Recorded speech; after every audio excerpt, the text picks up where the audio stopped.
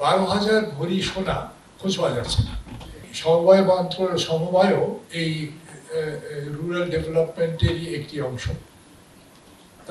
তার বর্তমান অবস্থা ভয়াবহ। তোফায়েল সাহেব বলছিলেন যে এদের ব্যাংক নেই, সমবায়ীদের ব্যাংক নেই।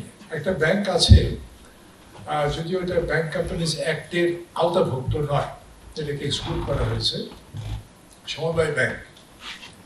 তো সেই সমবায় ব্যাংকের অবস্থা হচ্ছে 12,000 ভরি সোনা খোঁজ পাওয়া যাচ্ছে না। এই হচ্ছে সমবায় ব্যাংকের অবস্থা। সমবায় ব্যাংকের সম্পত্তি আছে, সেই সম্পত্তি বেদখল হয়ে আছে। তো তাহলে এটা হচ্ছে সমবায়ের একটা চিত্র। অন্যান্য সমবায়ের অবস্থাও তাই।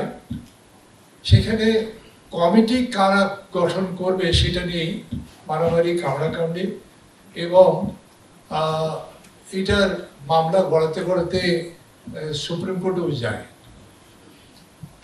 এবং একটা বড় অংশ মামলা মোকদ্দমা হচ্ছে এই সমবায়ীদের মধ্যে। তাহলে তো সমবায়ের যে মূল দর্শন যে আমরা সকলে মিলে কাজটা করব, এখানে তো সকলে মিলে হচ্ছে না। কমিটিতে আমি যাবো, এটাই হচ্ছে এখনকার সমবায়। তো তাহলে এই সমবায় কি আখতার হামিদ খান সাহেবের সমবায়? বা আপনারা যে সমবায় নিয়ে গবেষণা করছেন, যে সমবায়ের মাধ্যমে আপনারা গ্রামের মানুষের যে অর্থনৈতিক অবস্থার পরিবর্তন আনবেন, সেই সমবায়? উত্তর হচ্ছে না।